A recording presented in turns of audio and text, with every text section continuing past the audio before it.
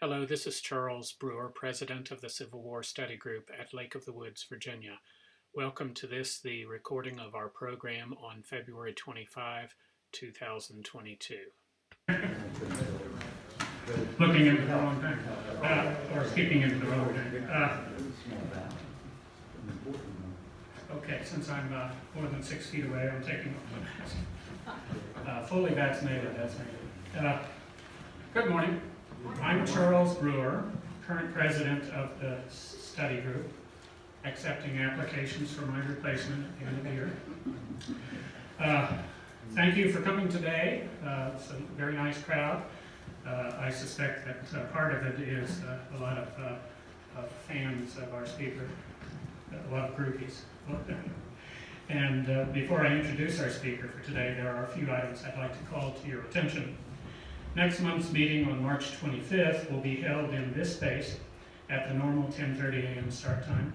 Our speaker will be our own Vice President, Jack Finn. His topic will be the 1864, there's some roof work being done, I'm sorry. But Jack's topic will be the 1864 G.K. Warren staff photo. Is this picture worth 1,000 words? Those who have toured Ellwood will have probably seen this, and so he's done some investigation, and I'm sure that it will be a very interesting presentation. There's a brief description on our website programs page if you access that. And then also for those of you who have accessed that programs page in the last few days, you will have noticed perhaps that our annual dinner has been changed from Friday, May the 6th to Saturday, May the 14th. The reason for the change, there was a May 7th Friends of the Wilderness Battlefield dinner that we didn't know about when we set our 2022 schedule last December, and so this change to May 14th will allow people to go out to dinner 2 weekends in a row. Please note the presence on these tables over here of our library. As a reminder, this is no longer a lending library, it's a taking library. So if you see a book that you want, please take it. And if it's part of a series that is also there, take all of the series. Also, another thing you might think of is if you're not into reading one of them, you might say, oh, a relative, a grandson, granddaughter, or whatever may be interested in that. So please take any books that you want. And one of the reasons is we, the staff, i.e. the board, are getting older, and these boxes are getting heavier. I don't know if they have the same amount of books, but they're getting heavier. But anyway, you will have received, when you get back home or check your phone next, hopefully not during this presentation, you will have received an email from us, which is a forward of an email from Friends of the Wilderness Battlefield. This is an opportunity to help clean up the Confederate Cemetery in Fredericksburg in, I think, April, isn't it? Or is it March 12th. Oh, March 12th. Well, I'm glad I asked for that clarification. Rain date is 19th. And the rain date is March 19th. So there you have it. Our speaker today is John Hennessy, who truly needs no introduction to this group, but I'm going to say a few things anyway. John is a recent retiree, hopefully having already discovered what many of us have known for years, that retirement is underrated. John had an illustrious 30 to 40 year career in the National Park Service, broken up by some time in New York State, I think. And he ended as we all know, as head historian for the Fredericksburg and Spotsylvania National Military Park. As he was approaching retirement last fall, he told the Freelance Star in September, I may be retiring from the Park Service, but not from history. I will continue to write and work in history. I'm taking it with me, which is great news for all of us. He is the author of several books, including this bestseller and a prime resource for people looking into the Second Battle of Manassas. And was one of the leading lights of the mystery, and maybe still is, of the Mysteries and Conundrums blog.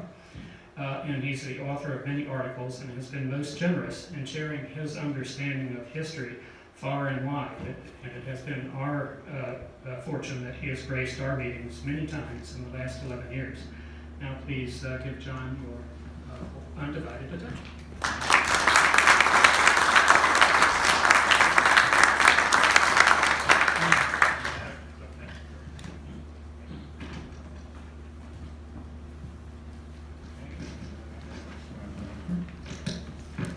How does that sound? Is that all right? Does that work? Good. Slide this forward a little bit without smoking and drink. Good morning, everybody. It's good to be here. It's good to be retired. I haven't quite adjusted to it yet. As I was mentioning to someone, I haven't gotten to the point where if I'm doing something for myself, I don't feel like I should be doing something. So I think someday when I sit down and do a model airplane like when I was a kid, that will be the signal that I'm fully adapted to retirement. But so it's good to be back. It's good to talk to a bunch of people interested in history. What I'd like to talk to you about today is digging. Not literally, but historical. And what does that mean? Digging into sources. And my purpose is to really help to demonstrate, a lot of people get frustrated by this, why it is that history changes. Why is it that our understanding of history changes over time? But even as important to that, and to this group especially, we're going to talk today about history in literally your backyards. Some stories, some sources that illuminate the nature of this landscape that you all know. Here in Lake of the Woods, across the road on the other side of Route 3, and of course, kind of our point of departure for this is Ellwood itself. So that's our laboratory. So it's a little bit like archaeology. Sometimes an archaeologist can go out in the field and look at a landscape, and you can see subtle things in the ground, you can see earthworks, you can see maybe the remnants of a foundation or something. And all those things are helpful and suggestive, but they usually raise more questions than they answer. And the answers are where? What do archaeologists do? They dig. Superficial glances generally reveal superficial answers. Pardon me? I'm sorry. And so they dig. Now, that would be helpful a little bit. Just a little bit of light? Yeah, that's great. Thank you. And by digging, they learn. And we learn. I mean, so much of what we know about our world is known only through archaeology. And both the prehistoric and the historic periods, even here in Virginia. Now, historians also can just kind of look at the surface and move on, raise questions, or interpret what they see as supporting the understandings that they already have. And that's honestly what most historians do. Or you can dig. And you can illuminate things. And move from the lyrical narratives that amuse us and entertain us and engage us, and get into something that tells us something new, that might actually reshape our perceptions of our past.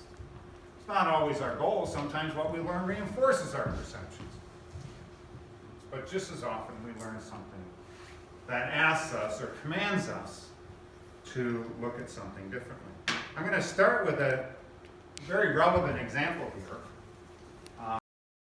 Always appreciate or understand sufficiently how lucky we are to live in a landscape that was so thoroughly documented. Most parts of America from the mid-19th century don't have a map of this level of detail. And some of them don't have maps at all. But we have innumerable maps, and of them, this is probably the best of them. This was done 2 years after the war. It was part of a concerted effort by the government to document the battlefields. And so there's actually one of these for each of the 4 battlefields here. And this is the northern quadrant of this map. Just to orient you a little bit, I know you really can't see. Ellwood is right here, Route 20 here. Here is the Germanna Highway. There is Route 3 going off to the east there. So you can see the intersection. So we are right up in here, right in here someplace.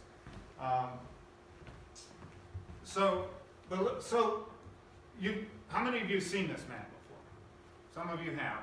And if you look at a map, there are 16 residents marked on this map. And for most people, those 16 residents constitute those who lived on this part of the battlefield. And so what I've done is I've redrawn this map for you. And there it is, kind of in clearer form, taking the sites that are marked on the 1867 Mickler map and showing them there. Pretty clear, pretty simple, pretty understanding. You can see clearly, you know, the importance of the open spaces here. Things are highly concentrated there.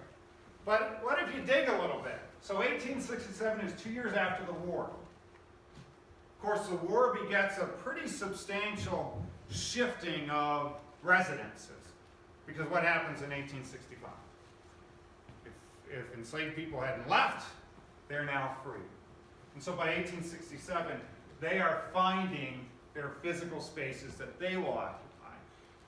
But the other thing that I want to point out to you is, so what I've done is I've gone to the 1870 census. Now the census of the time were taken in rather systematic ways. Now, we don't have a map that shows us where everybody who appears on the 1870 census lives. There were, of course, in Spotsylvania, I think there were 995 households. Maybe on Civil War maps, maybe 50 of them appeared or so. But if you go into the census takers worked in order. They went from house to house to house. And they numbered the households. So you can pretty well guess that if the person in household 442 didn't live next door to the person in household 443, they were probably pretty close, certainly in the neighborhood. And so in the census, using the Mickler map, we can identify some key residences here. Spotswood, Orange Grove appears, Jone'S, Spotswood appears on the 1870 census, 3 years after this map here. Dempsey appears, one of the McNeils appears up here. Down here, you have Childress, who appears on the census. Of course, Lacey's here as well. But my point is, there's enough people identified on the 1870 census to kind of outline the people that we know on this map. And what I did was I went to those names, and then I recorded all the households between them, which tells us really how many people lived on this landscape in 1870. So this is how it was recorded in 1867 by Nathaniel Mickler. But this is how many people actually lived there. So the difference is between, I think there's 18 households, 16 or 18 households on the Mickler map. I have the numbers here, excuse me. There are 56 households on this. So what is it, what do you think accounts for why Mickler chose not to record, and on almost all Civil War maps this is the case, chose not to record the majority of the 56 households that were present here in 1870. Some of them are black. Some of the people don't own land. In fact, of the 16 or 18 households on the 1867 map, I think the 1870 census, for those who are still present, which is most of them, all of them own So that's obviously our criteria. They may have been tenant farmers, sharecroppers. My point is that even a map, which we take as kind of a reflection of a landscape, is a very selective reflection of a landscape and misses a tremendous amount. This is your neighborhood in 1867. Now, I don't pretend that all the names on here are associated with that specific location. I put them near the reference point of what we have, knowing how the census worker works. But we know that these people, all these people were living in this neighborhood. Pretty astonishing, actually. 56 household. Let's see, how many people? There was 208 people, I believe. Just under half of them white. But of the 56 households, there were 26 that were, 36, excuse me, that were white households. So it's not just African Americans who appear on the map of 1870. It's a lot of other people as well who were not recorded by Mickler, he was here a little bit earlier. So this is a complicated landscape. We're going to get back to this a little bit later in a slightly different context. But I use this just to suggest to you that digging teaches us things. Digging gives us a different understanding of a landscape or a place or a story that we might have had before. And we're going to talk a little bit about that. So I'm curious, and this is not a rhetorical question, why do you study history? You're the study group. I've never spoken to any other study group in the world in my life. So why do you study history? What is it? What do you get from it? It's our past, It's our past. obviously, and you want to keep it alive. Keep it alive. So you want to remember. Yeah. You're helping society remember. Understand choices, why choices were made. So could be inspiring choices. Right. Could be cautionary tales of mistakes made. All of that. How many of you find inspiration in history? Occasionally. There's no right there. I do, 100%. That's what got me into this business in the first place. There's lots of inspiration. There are amazing people from whom we can learn a great deal. A lot of evil characters, too.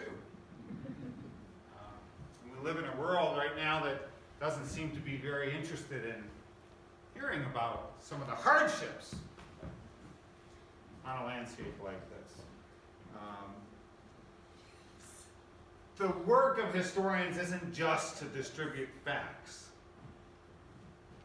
but to help us understand why these stories, why these places matter. Why do we bother?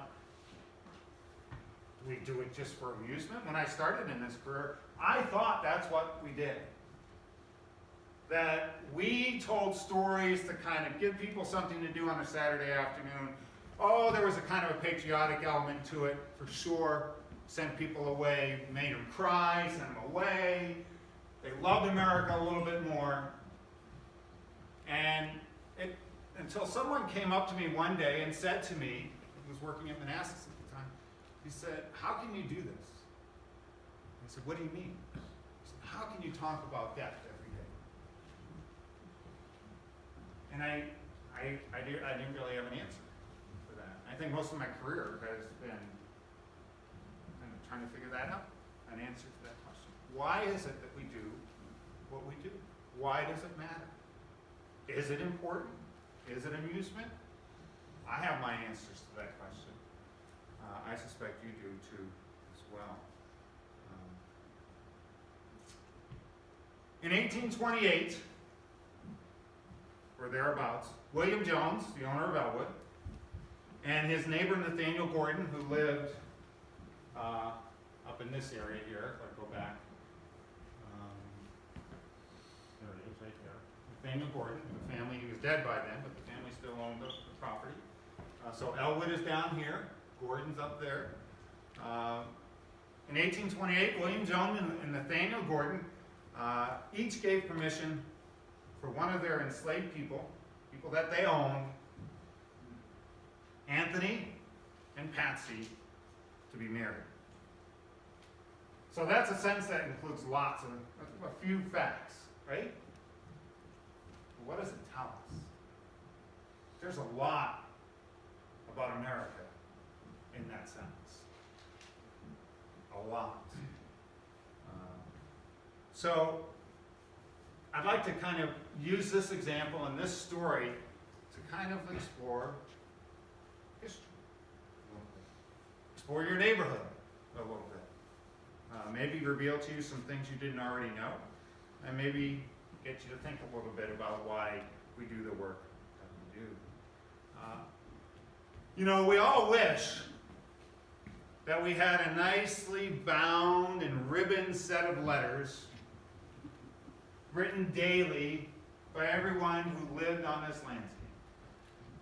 But of course we don't. At Ellwood, for example, we know out of its, how many 200 and some odd years of history, 60,000 days or 70,000 days or more, we know what happened on that landscape with any specificity, maybe 100 of those days. People always say, well, we can't interpret slavery because we don't know very much.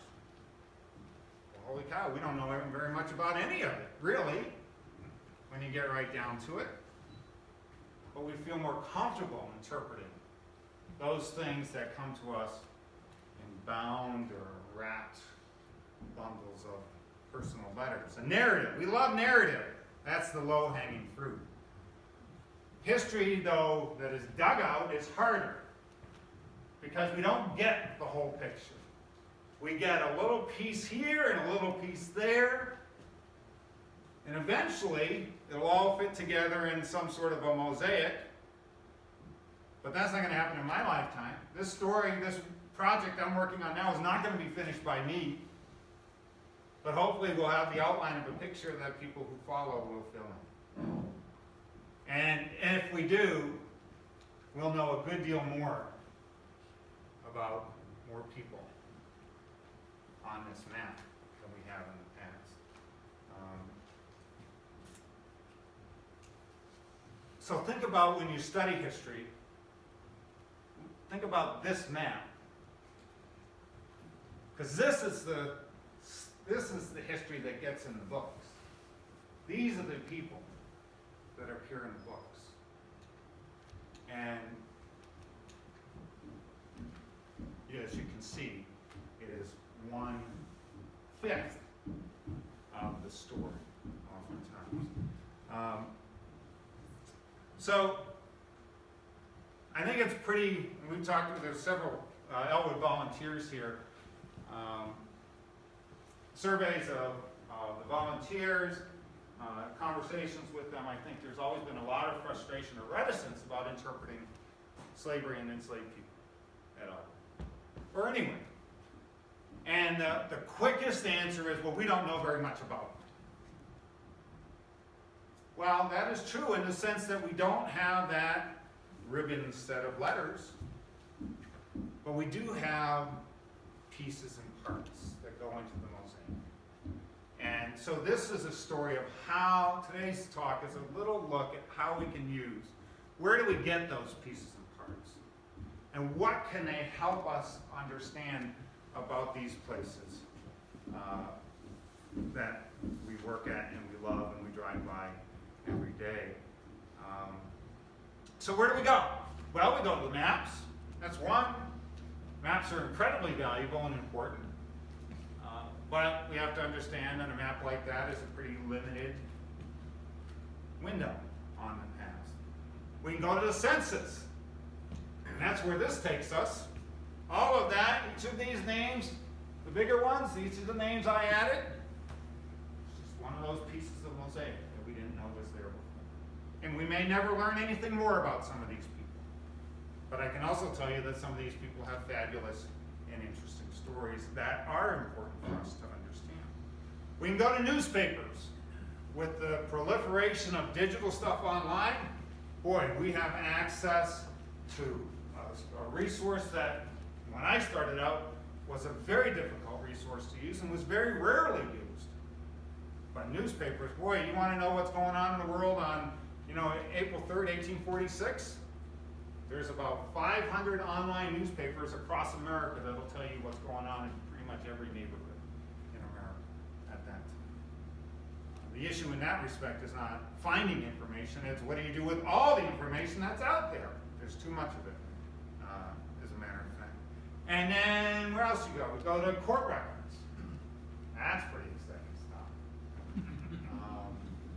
But we're going to spend most of our time today, in court records. And I think you'll find that it really can be. We're not going to get into the legal minutiae of court cases. But we do want to look at what these court cases can tell us that help us understand this map rather than the preceding one. And along the way, I think we can learn some things that matter to our nation at large. So we're going to deal with really three court cases today. Two of them deal directly with Ellwood. And are related to wills. Now, I know the excitement level is building in this room as I describe this to you. Because I have been in talks that focused on genealogy and wills and stuff like that, and holy cow, I'm not going to do that to you. And if I do, just put your hands up collectively in the air and I'll stop. There's an 1852 case brought by Lucinda Gordon, who was the daughter of Nathaniel Gordon. I pointed Nathaniel out. Oh, my glass. Gordon's right there. Lucinda Gordon is the woman who married William Jones when she was 16 years old. That's what she's famous for, unfortunately, because he was 78. But let's set all that aside, because her experience tells us all sorts of things that are important to understand about 19th century America. And then there's another case brought by Betty Lacy and Horace Lacy, the eventual owners of Ellwood, and Lucinda Gordon owned Ellwood, or had rights to use Ellwood after her husband died, William Jones died, up to the point where she got remarried. And then the estate passed to Betty Churchill Jones Lacy. But 2 years later, Betty and Churchill would sue her mother. Betty and J. Horace Lacy sued her mother over her administration of the estate. Specifically, that she had dared to sell enslaved people while she had control of the Ellwood estate. We're not going to get into the legal parts of that, but it does tell us something. And finally, we're going to get to the mother lode, which is an 1873 estate case in New York City. In New York City, the surrogate's court in New York City, and you can feel the excitement level rising, that adjudicated the fate of a man named Anthony Jones, who had been a runaway slave from Ellwood in 1835, but who died with a $13,000 estate in New York City. And the claims of his family to that estate, an estate that had yet to determine whether or not a marriage undertaken in slavery, remember that first sentence I read to you? William Jones and Nathaniel Gordon gave permission to Patsy and Anthony to marry. That's the factual in 1828. Well, Anthony died in 1873 after running away with a $12,000 estate. And his family naturally went to court to claim it. And that is the mother lode the nature of enslavement and the function of slavery on this landscape where you all live here today. So we're going to talk a little bit about that. Let's talk a little bit first about the 1852 case. So this is Lucinda Gordon, the young bride, we'll call her, marries William Jones in 1828. He dies in 1845. His will gives her a life estate at Ellwood. She eventually, after she remarries, she sues because she was forced during her tenure at Ellwood to fund the expenses of running the place out of her own money. And she argued that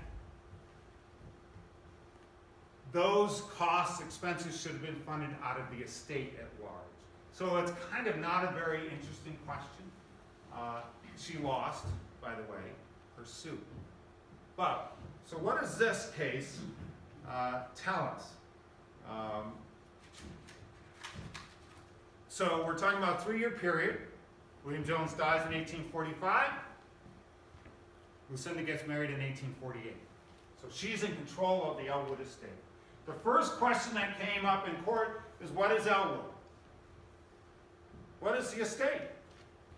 And it's very clear that there is a wide-scale understanding that Ellwood, and this is not maybe important to all of you, but it certainly is important to the Ellwood volunteers, that Ellwood, as it was largely understood at the time, was a discrete property within William Jones' estate that amounted to 640 acres around Ellwood itself.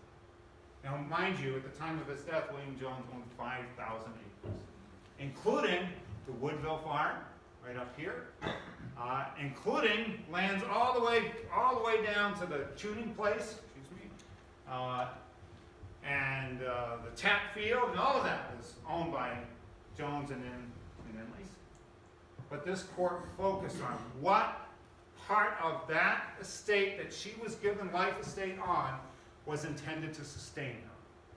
She wanted the income, for example, from the operation at the Wilderness Tavern, which was not part of the Ellwood estate. It was part of Jones's ownership and always was, but it was not part of the estate, the court said.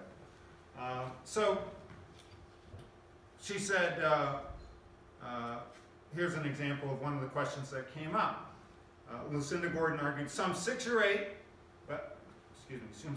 female laborers were all that were capable of cultivating the farm during her ownership. Now, mind you, Jones's estate listed 60 enslaved people at the time of his death. Several of those were being hired out. There were only, and the case makes very clear, that the vast majority of those who worked on Jones's property by the time he died were pretty much ready to die themselves. That they had been there much of his life. Out of the 60 enslaved people, only 6 or 8 were physically capable of working the fields at Ellwood in 1845. She wanted the income from the enslaved people that were hired out. She didn't get that. And we learn little things. These court cases have little details. I covet the names. We know, for example, that a woman named Millie, when Betty Churchill Jones Lacey was born, a woman named Millie was her nurse, her wet nurse, nursed her, literally. And when Betty's first children were born, she may have also been present at that later date, although we're not sure about that. So there's a tremendous amount of information in this case about individual enslaved people. And whenever I run across a name, and it's usually just a first name or a nickname, I record it. And slowly we're building an idea of who these people are. We also know from this case, and this is relevant to this place, that in the last 10 years of his life, William Jones was virtually, and in the end, literally, blind. And so he relied on a neighbor to become his agent. And that neighbor lived here. You can see this house right here. Anyone seen this picture before? It's a sketch of Orange Grove, which was John Spotswood's house. Spotswood was a wealthy, relatively speaking, not fabulously, not on the scale of J. Horace Lacey, but a reasonably wealthy man, very well respected, the grandson of Alexander Spotswood. And his house stood very close to the entrance, on this side of the road to the entrance of Lake of the Woods. But he would become the agent.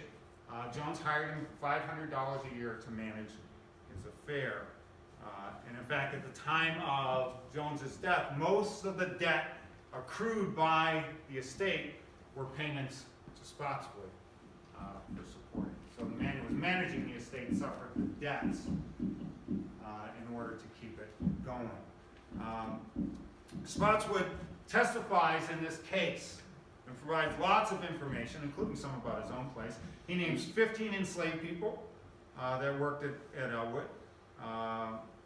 And it's very clear from his testimony that the number of enslaved people actually active and working in the 1840s is far lower than we presumed. Most of the enslaved people were classified as charges. In other words, they were subject to the support of the owner only and provided really no useful labor to them.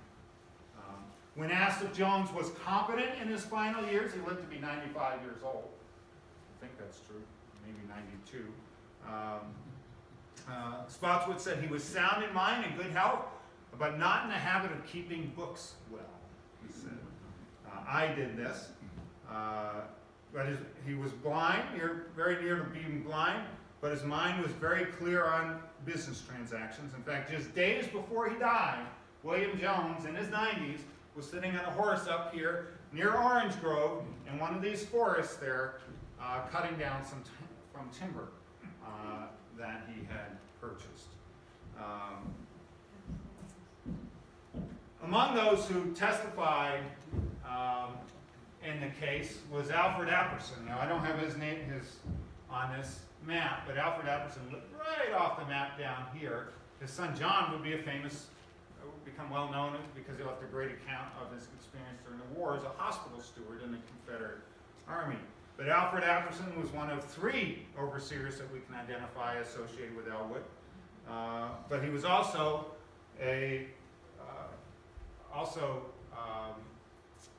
overseer at Woodville Farm up here, where the mine was as well. He testified that the Woodville estate was considered better land, and there was not as many inefficient hands, men, and women to support, and is considered at the present day the better plantation. Now, how many of you knew that? Ellwood's famous, but Woodville, which came into William Jones's ownership when his brother Churchill died in the 1820s, Woodville was the better farmland. And you can actually see that this whole open space here most of that was the Woodville farm, as a matter of fact. So this is all the Wilderness Valley. Wilderness Run runs like right through the middle of that. And all of this is the Woodville farm. But very distinct, owned by Jones, but very, very distinct. Now, another case we want to talk about is one that came in 1854, and this is when J. Horace and Betty Lacey, now the owners of Ellwood, Betty being William Jones's and Lucinda Gordon's daughter, they would sue Betty's mother, Lucinda, over her management of the estate while she had control of it. Now, they argue that her management of the estate denied Horace and Betty the full value of the estate that would eventually come to Betty. And you won't be surprised to learn that much of the argument concerned the management of enslaved people, and specifically the sale of enslaved people. One of the reasons that this case is so interesting is it reveals to us in real active time the concept of coverture. I don't know if any of you know what that means, but it was a concept of law that provided that when a man and a woman married, they, under the law, at least practice, became one. Which meant, of course, that the man eventually took control over the woman's property. Now, it's interesting. We know from this case, for example, that William Jones, remember, Lucinda came from a pretty well-off family, the Gordons here, and she received an inheritance all of her own. And when they got married, it's interesting, William renounced his rights to her inheritance. Surprised me a little bit. When J. Horace married Betty, he didn't do that. That's why everything that you see is associated with J. Horace and not Betty. And this all causes lots of problems. But coverture shaped women's lives at the time and limited their rights and their ability to manage their property.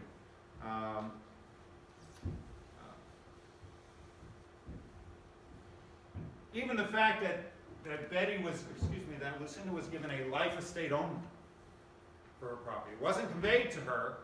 She could use it, and then it was conveyed to her heirs, and she had exactly one child, and that was Betty.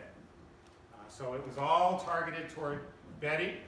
Betty never got the protection, the renunciation from her husband, and so the land went into joint ownership and became essentially J. Horace Lacey. There was some resentment in the neighborhood that Lacey had married into all this money. There's one great account that says he's just broken down aristocracy who happened to marry well, and thus became one of the largest landowners in Spotsylvania County.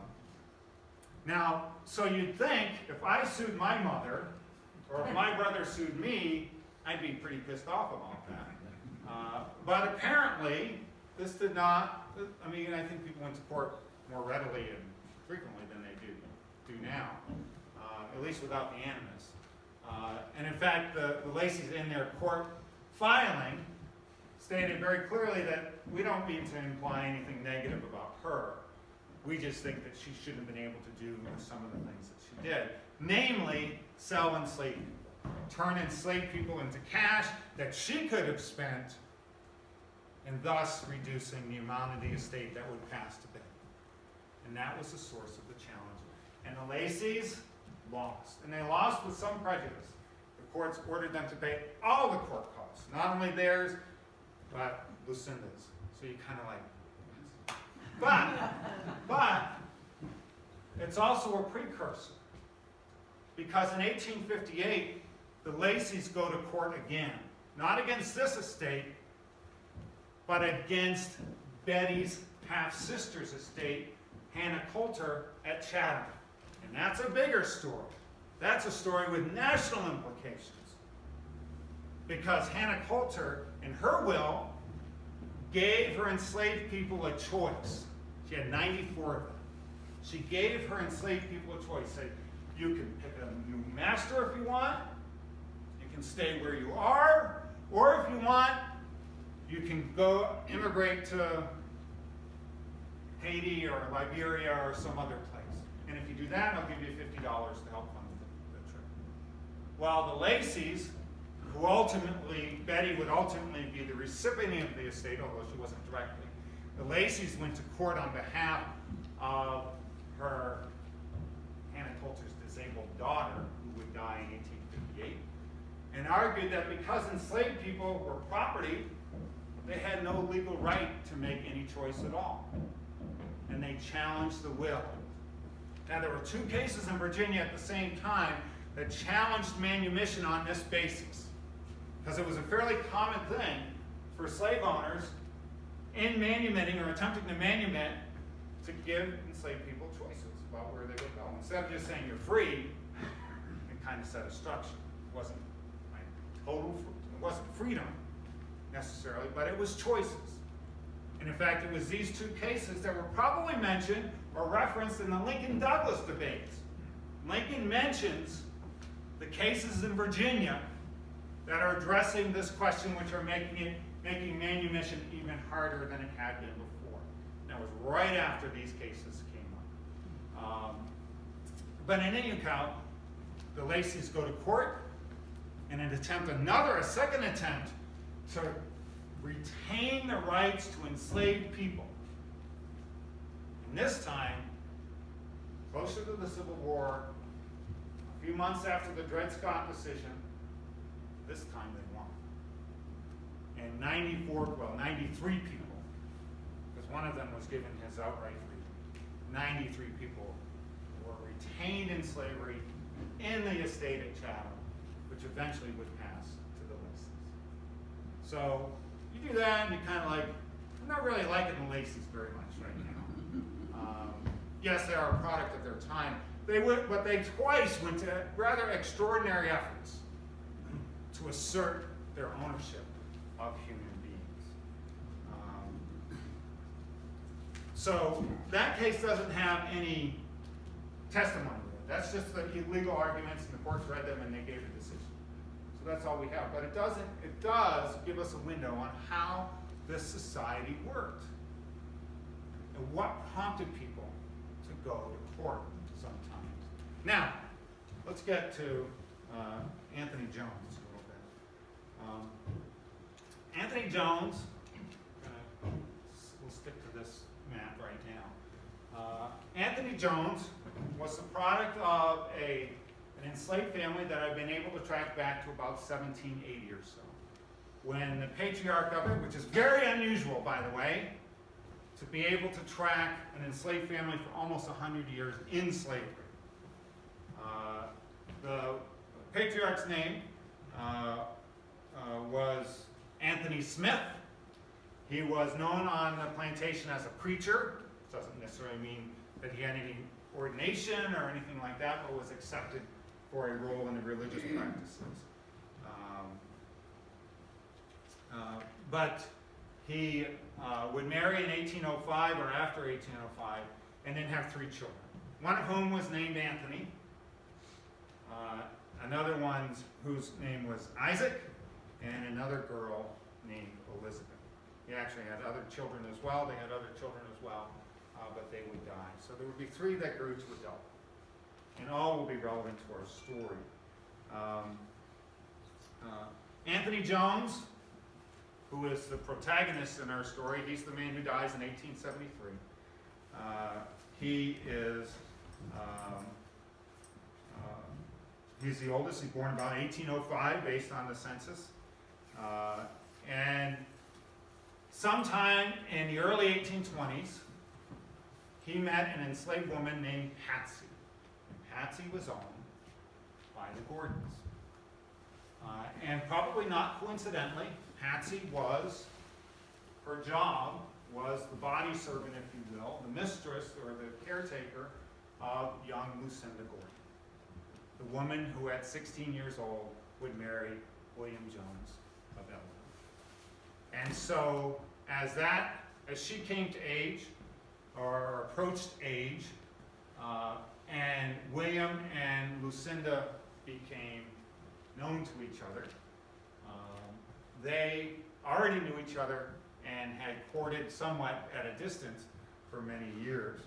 In fact, Patsy recalled that Anthony paid a good deal of attention to me and visited me frequently. Remember, Anthony is Ellwood, Patsy is up on the Gordon estate. The courtship continued for 6 or 7 years, he says. Eventually, Anthony would ask Patsy to marry him. She even recorded the moment. I remember very clearly, Patsy recalled many years later, that when he asked me to marry him, I was sitting at a loom, weaving. He took hold of the shuttle and said he would not let go until I had promised to marry him. That's kind of romantic, is it not? The next step, of course, was to get the permission of the owners, which they apparently readily accorded. And sometime in 1828 or thereabouts, the couple was married. At about the same time, William Jones married Lucinda Gordon.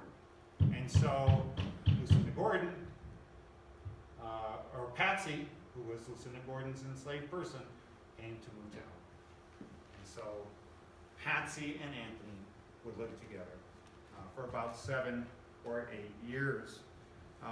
Now we know from the court case over the estate, this is where all these details come from. It's from this court case. They took up residence, the two of them, in a, quote, little house called the Laundry. Now, it wasn't a laundry. We know that because then she says it was 2 rooms in it, about 3/4 of a mile from Mr. William Jones's great house. So where it was, we have no idea.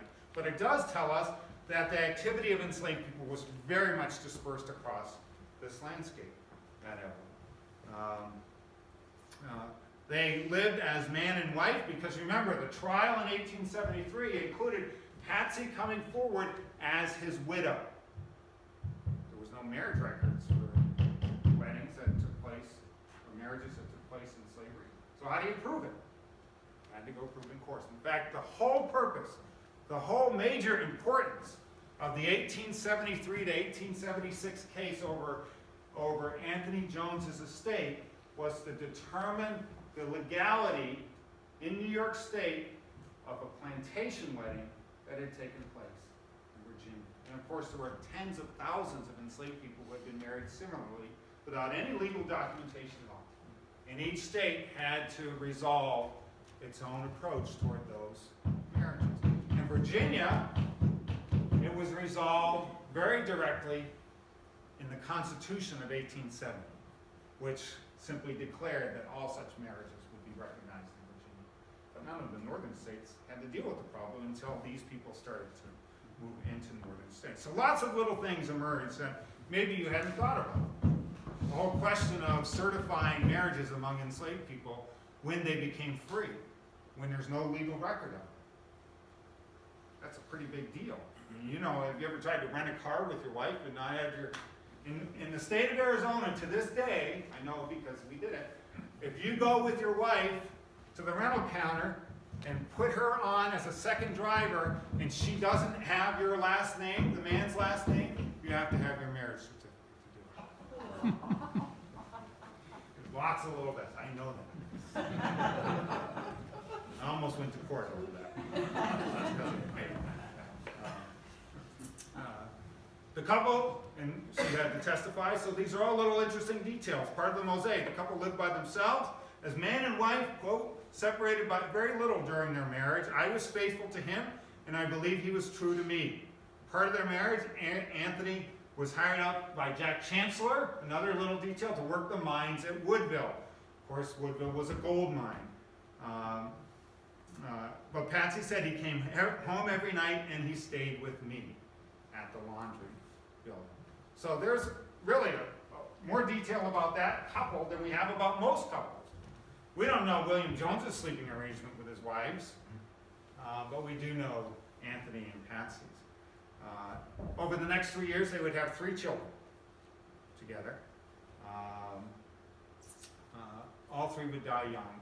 And then in 1835, Patsy would become pregnant again. But in 1835, we don't know whether at the time Anthony knew that his wife was pregnant, but something happened in 1835 that caused Anthony to decide to run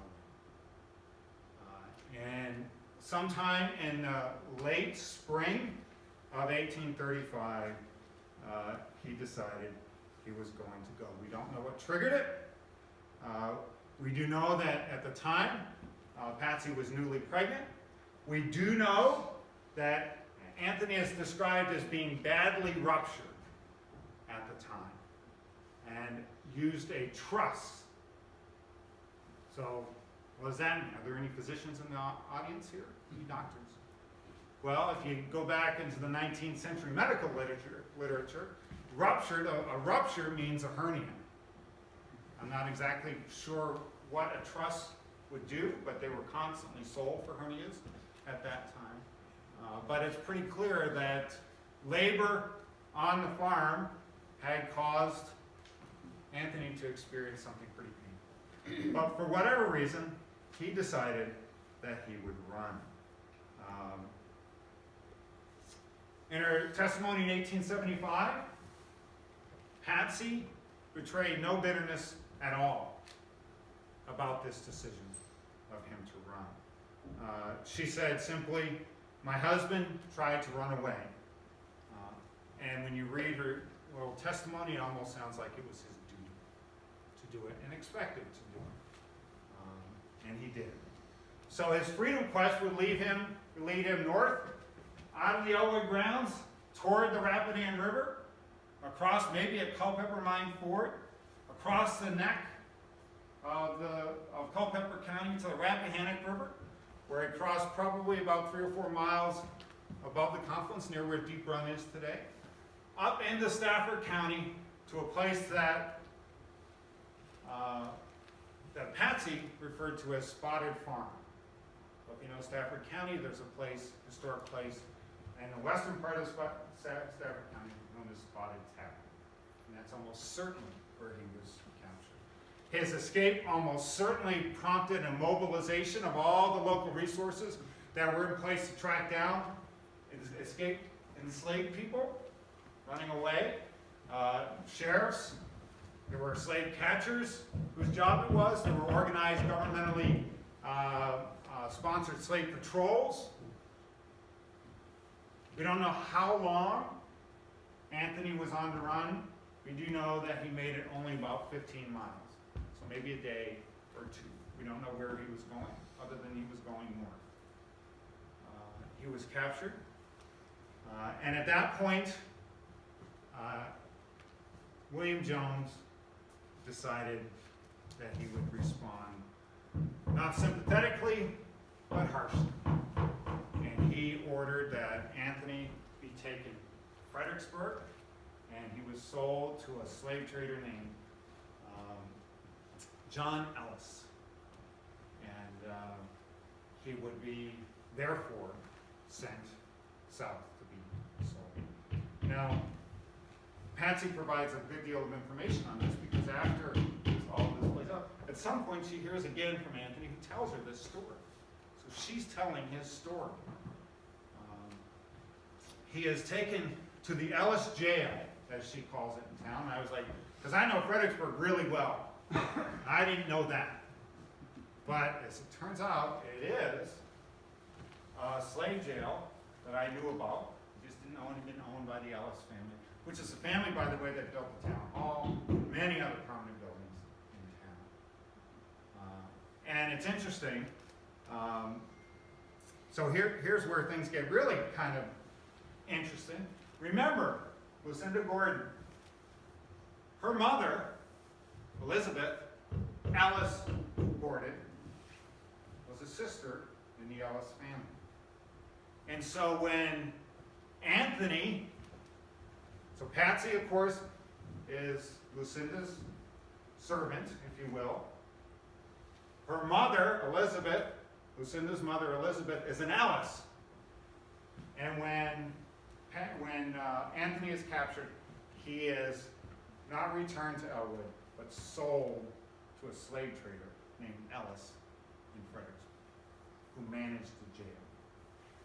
And Patsy records, and this is pretty remarkable, that she received permission from Lucinda to travel into Fredericksburg and to stay in the jail with Anthony at night, and to go out during the day and work for the Ellis family who lived in town. So she's actually in Fredericksburg, and I found a description of this jail by a northern traveler at almost exactly the time, in fact it is exactly the time that Anthony would have been in this jail, which was at the corner of Wolf Street and Sophia Street, a site that was just recently built over with new houses. This traveler said, as we turned a corner of the yard, I observed 2 or 3 Negro women from outside conversing through the fence with some who were confined in the yard. I mean, that could have been Patsy visiting during the day with her husband. The trader is said to have had about 150 on hand at this time, whom he was soon to send off overland to New Orleans. The windows of the buildings appropriated to the use of the slaves were grated with iron. Well, he stayed, and the reason he was held in Fredericksburg for so long was because it was the heat of the summer. And John Ellis, a slave trader, was going to physically drive them, as in cattle, in a group overland. This is 1835, mind you, to New Orleans. And so he waited until this heat of summer passed. And so finally, probably in September of 1835, while Patsy was still in Fredericksburg with her husband Anthony, John Ellis gathered his group, his gang of enslaved people, no doubt forming a couple, neck to neck or hand to hand, and started out west. We know exactly how they came. They came west out what is today the Orange Turnpike, Route 3, and they got to what Patsy called the Red Gate at Ellwood. Now my guess is that's the main entrance to Ellwood off of Route 20, the old Route 20 where it crosses Wilderness Run and comes up the hill, and then there's a left that goes into the driveway, the old driveway. There, the slave trader stopped, and Patsy was able to say goodbye to her husband. And Anthony, as she described it, she said, "I bade Anthony goodbye. He wept very much, and we were both greatly distressed." The slave trader tried to console her, suggesting that maybe he would not be able to be sold because of his injury, but in fact they would never see each other again. So John Ellis was right in that he would not be sold. He could not be sold. And in February of 1836, John Ellis got on a boat, the Yazoo in New Orleans, heading back to the eastern seaboard. And with him was Anthony Jones, the enslaved man. But for Anthony Jones, along the way, John Ellis got sick and died on board ship. So Anthony Jones just stayed on the boat until it got to New York. He got off in New York. He brought the trunk, John Ellis's trunk, to the captain of the ship, and he told him he was going to go to church. Got off the boat, he disappeared into the streets of New York. And he does not appear again until 1873, after he dies. We know that he eventually found work as variously called an engineer or a fireman at an asylum, as it was called, for the deaf and dumb, on 162nd Street, in what is an area known today as Washington Heights. If you've seen the movie Washington Heights, that is right in the neighborhood where Anthony Jones spent most of his life. He would amass a fortune of about $12,000 in the remaining time of his life until the Emancipation Proclamation on January 1st, 1862. Anthony Jones was a fugitive. He was subject to rearrest at any time during that time, had the Lacey's decided to send for him. You maybe know the case of Ona Judge, George Washington's enslaved woman who ran away to New Hampshire. She spent her entire life a fugitive, subject to rearrest and recapture at any time, if you can imagine the stress. Frederick Douglass ended up in New York City just 2 years after Anthony Jones. But he, by virtue of some labor by his friends, was able to get his owner to relinquish his rights. So he did not live as a fugitive. But Anthony Jones lived as a fugitive until the Emancipation Proclamation in New York City. Patsy, she remembered vividly, gave birth to her son 2 months and 4 days after her husband's departure from the Red Gate at Ellwood. Anthony Jr. Was born, and she apparently heard nothing of Anthony Sr. for years until finally she received a letter from him, probably in the 1840s, obviously describing his experience. It was a dictated letter. She dictated the letter back, and they never had any more contact after that. We don't know why. We don't know what her letter said to him. She always, in all of her testimony, she seemed very fond of him. But each would go on and remarry. Complicates the court case, right? They would each remarry. Of course, Anthony would marry a free woman.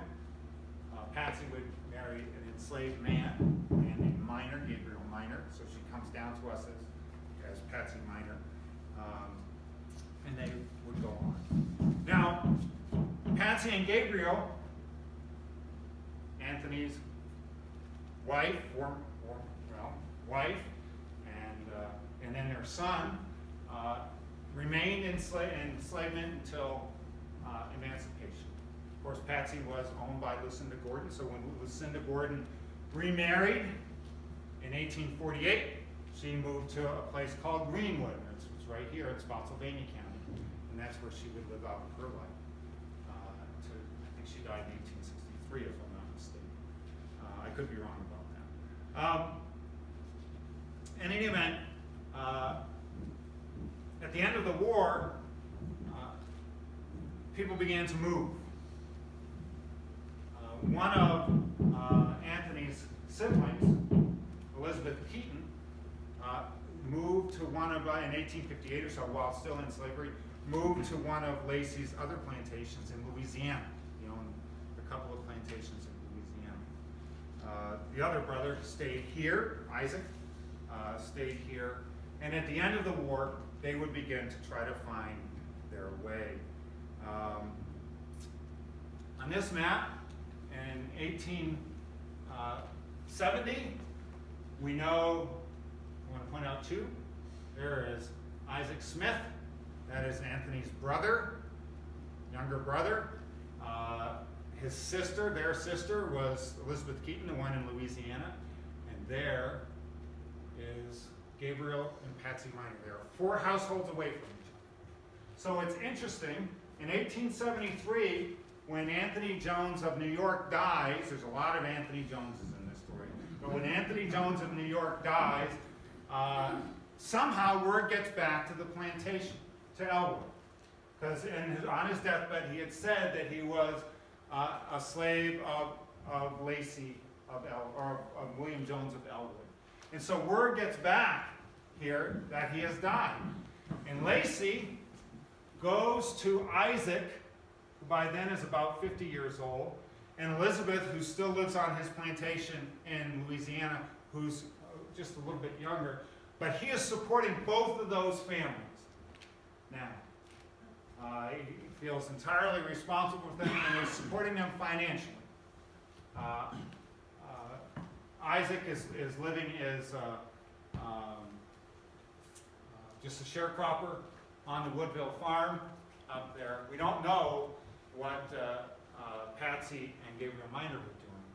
But in any event, Lacey gets with Anthony's brother, Isaac, and his sister, Elizabeth, who he also used to own, and offers to go to court with them, be their lawyer, to claim the estate in New York City.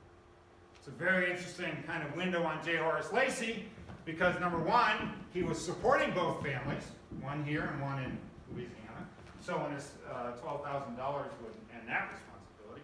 And also, he was trying to sell a piece of property, probably down here, probably, I believe, the new quarter, new design quarter that he had built in the 1840s here. I think that's probably right in that area. He wanted to sell them to Isaac. And so getting this settlement would be great for J. Horace Lacey. He'd get them off his rolls, and he'd get to sell them a piece of property as well. And so he takes them to court. And that's why the court case becomes famous. Former owner represents former slaves in court to claim this estate. But, you know, if we go back here, all right, Isaac lives 4 doors down from Anthony's former wife, Patsy. So somehow, apparently, Patsy didn't hear about this for about a year. And then after all the newspaper coverage of this benevolent but extremely self-interested slave owner representing his former slaves in court, she gets wind of it and she says, wait a minute, they're brothers and sisters. I'm his wife. And more than that, he has a son who by then was living in Mississippi. And so eventually, the son, who's also named Anthony, the son and Patsy join their cases, and they go in to challenge for the entire estate. And that's what begets the trial. And so the courts ultimately ruled, in a landmark case in New York law, that the plantation wedding in the 1820s between Patsy and Anthony was valid, and that she was his widow, despite the fact that both he and her had married in the intervening years, that he was her widow. And that meant, though, bad news for her, that her son was first in line for the estate. And so the $12,000 went to the Mississippi wing, the Mississippi son, Anthony Jr.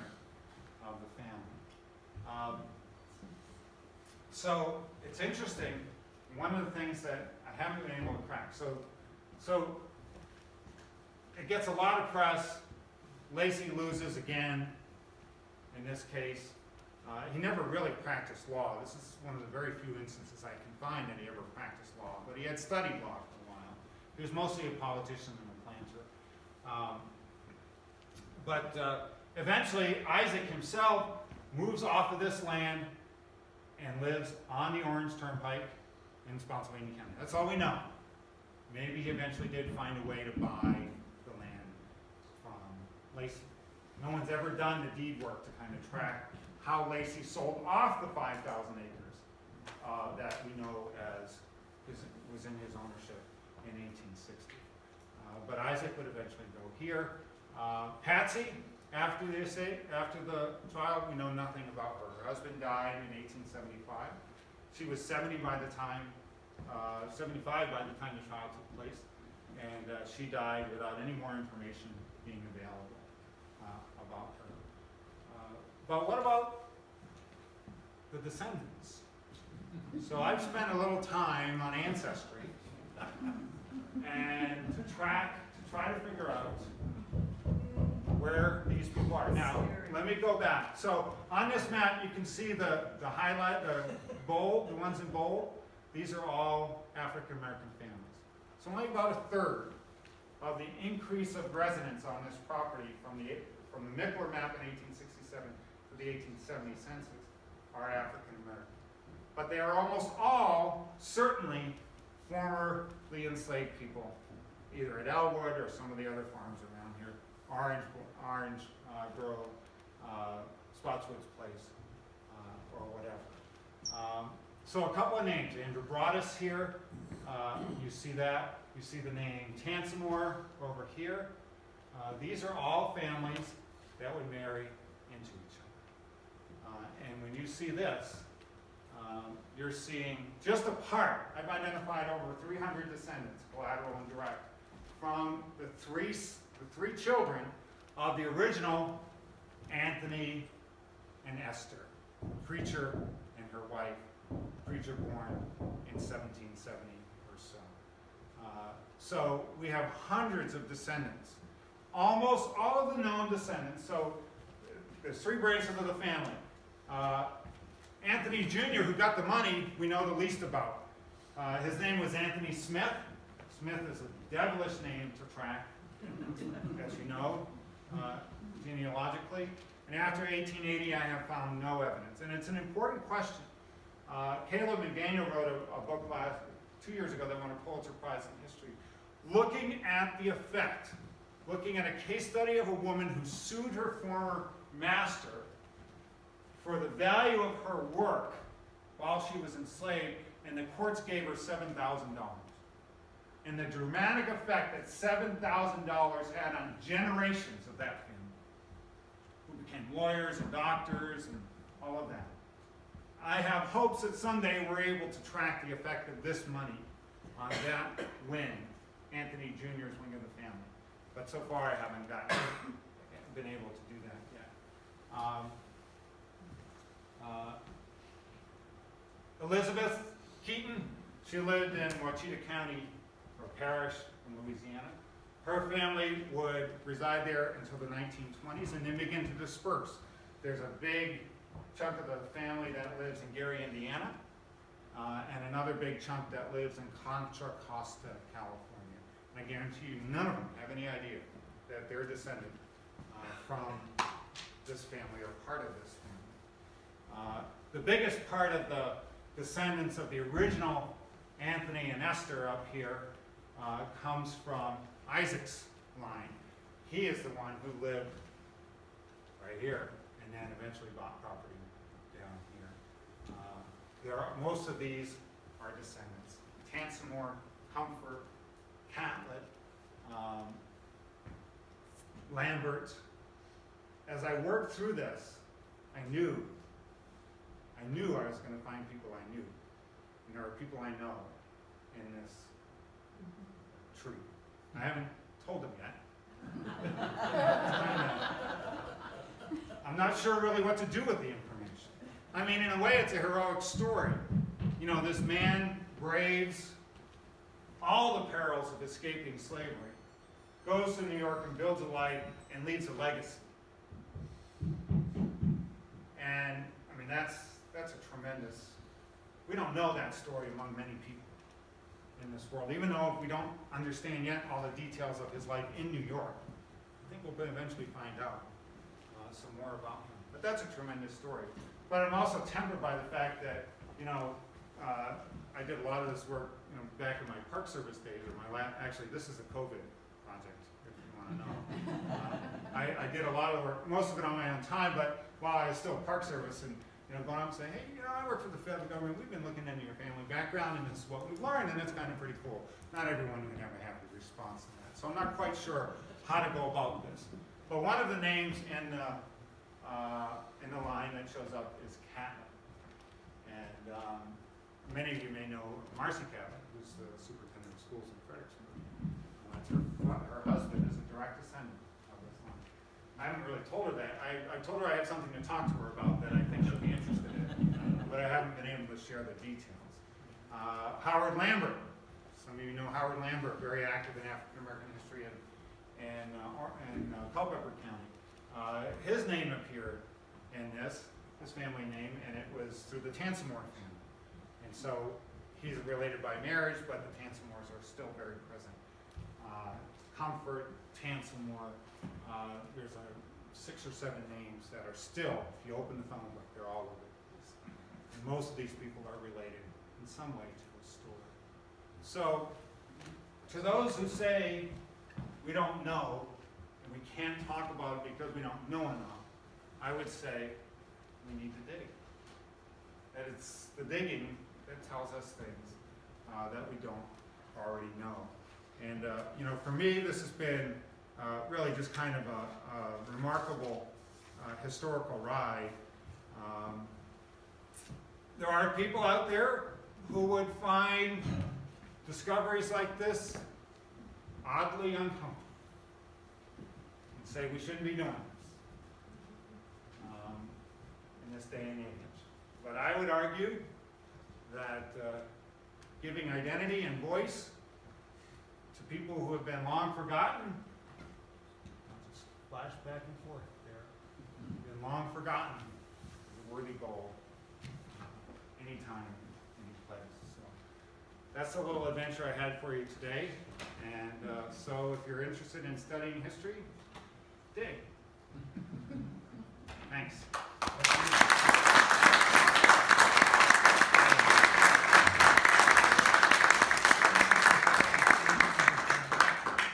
Questions? Yes? I have a couple of questions. Number one, you brought up the Ambersons in your talk. Is that the same family that has a RV on Route 20? I don't know the direct relationship, but I'm certain that it is. They've owned land in the Route 20 corridor forever. Number two, how long did it take for your research to be done? Well, it's not done because the one thing I haven't done yet, I haven't been able to do yet, is to go to New York to pull the court files. Now, we have lots of testimony that was published in the newspaper, but I know that the court files include the testimony of 7 to 10, perhaps, and former slaves. So we haven't learned probably a tenth of what we're going to learn from this, if indeed there is the testimony there, and I believe there is. So that's one of my projects coming up, is to go to New York. It sounds like a book.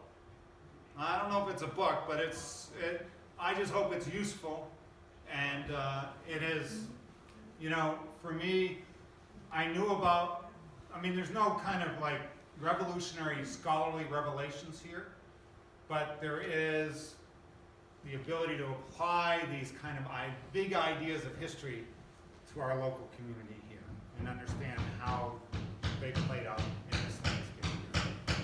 Well, one last question, and then I'll stop. But I'm a member of the Orange County Historian Society. Did you do any research on this using their research? I have not yet. You know, I have at this point just pretty much worked through the census and the records that I have. So this case came to us. I found a newspaper account of the trial about 15 years ago. And I think Bob Epp has seen that, and Bob Lucaville's seen that. And I read it, and I like, whoa, this is pretty a lot. I don't know what to do with this. So I just kind of set it aside. And every once in a while I'd look at it, and I'd look at it. And I know that I think Bob had done some work on it. And, but then I picked it up a couple years ago. And I said, let's see what we can learn about this. And so, I mean, you really kind of have to just map it all out, who's who, and, you know, what are the relationships and everything, before you can track it. So I did that, and then I started working on it. But there's a lot to do yet, a lot to do. When we pull the court files, I expect that we'll learn much more than we know now. But it's a great human story, too. And, you know, as interested as I am in Fredericksburg history, it illuminated a whole aspect of Fredericksburg history. We have never known, except in one case, the story of an enslaved person who was jailed, kept in any of the slave jails, prior to being sold in Fredericksburg. And now we have two. Can you explain that the Lacey's owned Ellwood? I understand that. When did they buy Chatham? Did they own them both at the same time? So they bought Chatham in 1857. They bought it from the estate of Hannah Coulter for $35,000 or $37,000, which J. Horace thought was too much. But he did it because Betty Lacey spent most of her childhood at Chatham. Although she was born in Ellwood and her family seats at Ellwood, her sister Hannah Coulter, or her half-sister Hannah Coulter, and her husband John, who was a judge, much older than Betty. Remember, Betty's the product of Lucinda Gordon's marriage with William Jones. So her half-sister Hannah Coulter is 46 years difference. So that's a lot. Yeah. So she was essentially raised in the summers by, at least in the summers, by Hannah Coulter. She spent a significant part of each year at Chatham. So she was very fond of the place, and apparently it was one of those marital requirements that J. Horace signed away to buy Chatham, and so we did. And they subsequently went to court to challenge the will, the manumission. It wasn't really a manumission; it was just a kind of an arrangement that was made, but it was widely viewed as a manumission at the time. There was only one enslaved person who was manumitted outright by the Hannah Coulter will, and that was her favorite butler. And that was good, but it was the question of giving enslaved people choices that the court said they have no rights to do that, which follows directly on Dred Scott, which essentially proclaimed that black people have no rights that white people are deemed to respect. That was the constitutional ruling of the day. Obviously exciting times for Ellwood interpreters. So I assume there'll be new display panels and the script will be So my part in that is I have written this up in kind of an article form. I haven't really released it yet because I want to get to New York and see what's in the records up there before we put it out there. You know, writing something like this up is a challenge because you're doing that seminal work of history, so it really is a documentary process. I can make it somewhat literary, but it is, you know, it's heavy stuff. As for the panels and stuff, that's not my problem anymore. So no, you can talk about this. You know, it's exciting. I think it's important for us to see what else we can learn from this, because I know the learning isn't done. And once that's done, I think that we do take a step back and see how we interpret slavery at Chatham through exhibits. This information we'll share at training. We talked about it at training last year at Ellwood, and we'll probably do that. I know Becca's asked me if I would come back and do that again this year, which I'm happy to do. You're probably all getting, some of you are probably getting sick of hearing about this stuff, but it is interesting, and every time I do it, I'll try to kind of focus on a different aspect of it. Bring it up. Good questions. John? On a few of your national park tours, you like to say that Spotsylvania County events inspired two American novels, The Red Badge of Courage and Roots. And so my question is, the Waller Plantation inspired the Roots novel. How well has that been documented compared to the Lacey property and your research? So, I've always been kind of curious that Spotsylvania County has two of maybe the most 5 famous historical novels ever written set within its midst, and never even mentions it. So I find it curious. Red Badge of Courage is set at Chancellorsville, and Roots, of course, is largely set at the Waller Plantation in southern Spotsylvania County. We know, and it's not my work, when Roots came out, it simulated, of course, an intense kind of examination of the historical record as it relates to Haley's book. Right. And it's pretty clear that there was no such person. There was no person named Kunta Kinte. There may have been someone like Kunta Kinte, but the evidence shows that Toby, who was Kunta Kinte, actually came to the plantation much later than is represented in the book and in the film. And I'm not an expert on all of that. Sure. But the plantation, there are remnants of the plantation today. I don't think there's probably 15 people who've ever been there with the purpose of actually seeing it. I've been there once, years and years and years ago. I mean, it's way out there. You've been there, I think, have you not? On the fringe of it. Yeah, it's way out there. So But with the popularity of the novel, trying to find the fact versus the fiction, did that inspire anybody to research? yeah, there's a good article that was done in 1981 that kind of parses it. I don't know that anyone's done anything since, but I might have a copy of that. So send me an email, and if I do, I'll send it to you. And if I don't have it, I know the park has it. But I think I probably do. Noel has it for sure. Yes. A lot of black families, enslaved families, took their surname from their owners. Did you find that to be the case for the black families listed here? So it's interesting. That's a very good question. Some of these, so for example, the patriarch of the family was known as Anthony Smith. And in fact, the man I call Anthony Jones, which I do for clarity's sake, was also named Anthony Smith for most of his life. He switched his name to Jones once he was in freedom. Now, whether he did that out of a pure desire to just kind of conceal himself, or whether it was, it's hard to imagine he did it to honor his former owner who had him sold away from his family.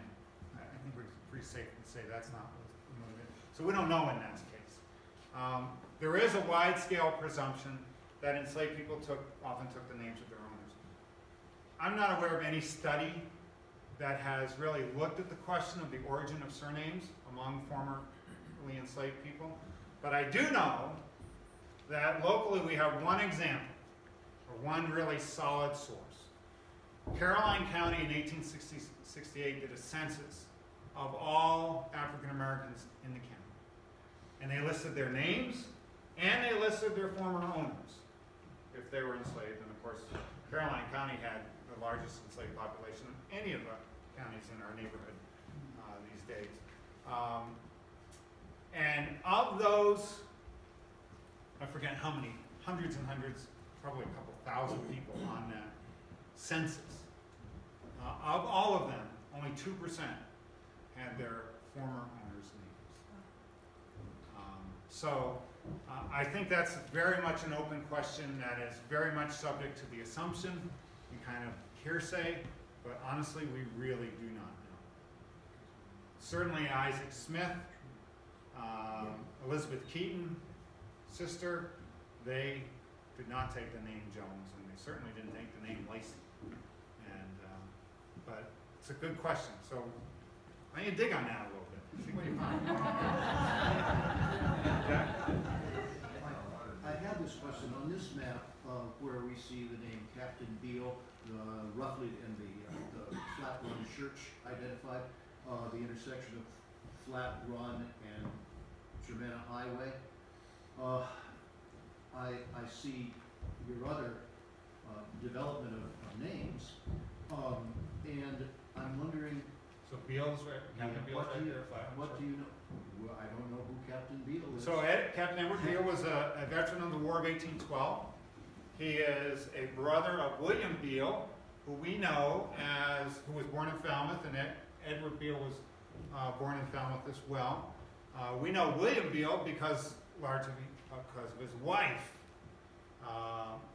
whose name was Jane Howison Beale, who left a great diary of her experience in the Civil War, Jane Beale's diary. So Edward Beale was Jane Beale's brother-in-law. And the people who are living there now, in that community, it gets populated here later on in one of your other maps. Do you know where those people came from? So There. yeah, Peter Minor. I don't have a sense, and it's not something I've looked at closely. I don't have a sense that there is a descendant community that still survives on this landscape of formerly enslaved people. I could be wrong. I'd be curious to know, but that's a good question. We know of, there are a few descendant communities. There is one on Lee Hill School Drive in Spotsylvania County, south of Fredericksburg, that is descendant from the enslaved people of Belvoir and Marengo and some of the plantations down in that area. Of course, there's Cookstown down here, although that's not really I don't know that to the extent that that was a descendant community, because William Cook, who was the namesake for it, was a free black man. But he happened to have 26 children, so you could build a whole town around 26 children. Well, at least that's what he claimed to have had. But I don't know the answer to your question, whether there's a descendant community here. It would be an interesting question to look into. A follow-on to that, John, I'm not sure that I know either, but I can tell you there's a study in the Orange County Historical Archives concerning the Flat Run Freedmen's community, after the Civil War. So I need to get my hands on that, yeah, because I'd be curious if these names endure in that community. Yeah, we need to take a trip Yeah. down there for sure. And I think Frank Walker may have been the author of that. I'm not 100% sure. Okay. But I know there's some literature down there that's going to have Right. an impact on all this. Okay. for sure. Well, we'll make a plan at our next lunch. Was it Patsy that brought the case to claim part of Anthony's, or claim Anthony's estate? It was just I found it interesting that, having been a former slave, that she already has the right to bring the case. I was wondering, did she bring the case, or did her owner, who wanted to kind of? So this all happened in the 1870s. So she was a citizen by then. So I was just wondering if she already had the right to. Prior to the 13th and 14th Amendments, enslaved people could not testify in Virginia, could not testify in court. So if there was a crime committed against an enslaved person by a white person, the victim could not testify in court. And that was obviously a barrier, but it was also used sometimes. For example, Mary Minor Blackford, who lived in Fredericksburg, she used that same reality to protect herself against teaching enslaved people to read, because she said, the only people who witness me doing this are enslaved people, and they can't testify against me, so I'm just going to keep doing it. So it cut both ways.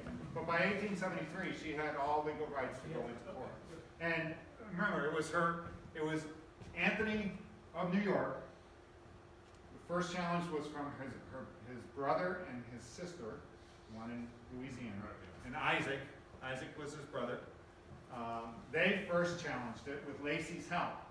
And then Patsy found out about it, and Patsy and her son, who lived in Mississippi, who had been enslaved at Ellwood, but moved to Mississippi sometime right after the war, they challenged the application from Isaac and Elizabeth.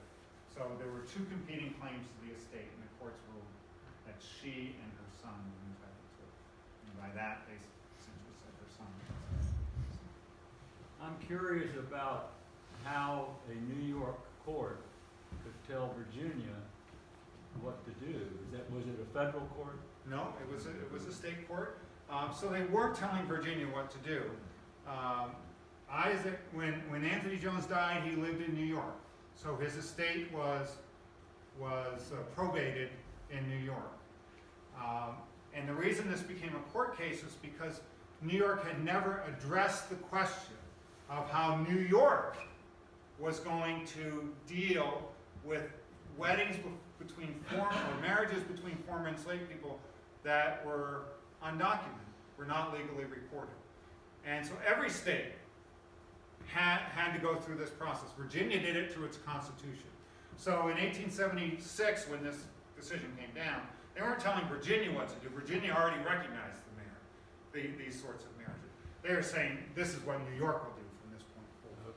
Okay. So it is, and that's why it got one of the reasons it got so much attention. Were you surprised that so few of the slaves on Ellwood were actually capable of working at that time? And were there laws in Virginia and other slave states that required owners to keep the elder or disabled slaves? Yeah. There were no laws that I'm aware of. It was custom, however, to do that.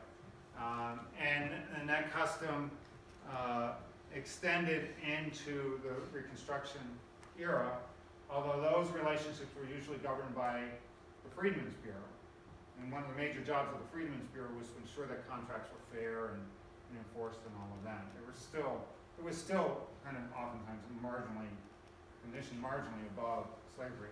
As to the condition of the plantation in the 1830s and 40s, I was surprised by that. We have this concept that Ellwood or Chatham was one thing, but like anything, they rise and they fall. And clearly, Ellwood had kind of atrophied along with its owner, and by 1845. And clearly, one of the reasons that the Lacey's were intent on going to court was to challenge her mother, Lucinda, and then later her sister in the Hannah Coulter case was to revitalize Ellwood. And Lacey was widely praised for revitalizing the Ellwood plantation. One of the hardest things, I know Bob Epp has a big blue binder that's full of plaques and all that stuff, which are it's very hard to understand. But it's very clear that at the time, Ellwood was understood to be the core 640 acres. And everything else was land owned by the Lacey's or the Jone'S. But we've come to call it Ellwood, but they didn't really see it as Ellwood. I mean, there's an extensive testimony in here about how the operations of Woodville, which was Churchill Jones's old farm that went to Williams when Churchill Jones died, pretty big, I think about 2,000 acres, that those operations and the operations at Ellwood were scrupulously kept separate. Although today, when we count the acres at Ellwood to include 5,000, we include that acres as part of Ellwood, and it really wasn't. So you have to make the distinction between what was owned by the person and what was considered to be part of the plantation itself. Charles is standing up, so I think we're done.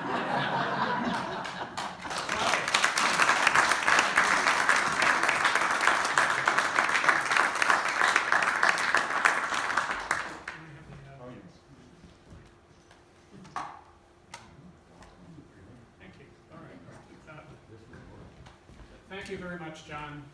once again, lots to digest, and we'll look forward to asking you back at some time in the future. Lest anyone had mistaken assumptions, this setup here in the corner does not mean that we're serving you lunch. Our Vice President, Jack Finn, why not? If not, why not? Has a short Yes, very short. comment to make. Okay. I guess, I guess the first observation is to simply say that John will be presenting again at the annual dinner at Fawn Lake of the Friends Wilderness Battlefield. No legal cases. No legal cases? Okay. Good. And so I think it's worth mentioning that. Second of all, I'm going to run over here real quick and get a thing. He's running over to get a thing, and you'll find this very interesting. Hopefully, we've had some words lately, and hopefully he's not going to use it on me. Isn't that a silly man after he gave me such a nice introduction? Now, of course, I'm speaking next month, right? What an act. What a performance to follow. An act, a performance to follow. But anyway, I may come bearing this again. But this is going to be an item for auction or for raffling at our dinner on the 14th of May. It is a replica of Stonewall Jackson's sword, General's tassel, okay, that was originally purchased as an item to be given away if someone got a hole-in-one at a fundraiser for the study group, okay? But we're going to give it a new home. It's in my closet. My grandchildren know where it is. Oh, please. Anyway, we want to let you know about that. And anyway, so you have heard a historian's presentation this month. I'd invite you to come back next month to hear a fourth grade history student's presentation on what he's found out about his picture. Okay? The digging that he has done. Yes, so thank you very much, Jack. Sure. We look forward to that, and we look forward to seeing, Bob. Let me rephrase something you said earlier, Charles. Yes, The March 12th event at Confederate Cemetery is a I thought it was March 9th. 12th. Oh, 12th. Saturday the 12th. Oh, okay, The first one, 19th is the second one. all right. The alternate. Is not cleanup. It is the placement of more markers, replacement markers on the Confederate stone in front of the disintegrating Confederate stones that are currently okay. there. Thank If you don't know, the Confederates buried there are basically reinterred soldiers from the Wilderness battlefield. Correct. Okay, thank you for that. So, without further ado, we thank you for your attendance, and hopefully we'll see you next month. Right. Before you go, please remember to visit our website often, civilwarstudygroup.org. We make every attempt on a regular basis to provide informative content. Thank you for visiting, and God bless.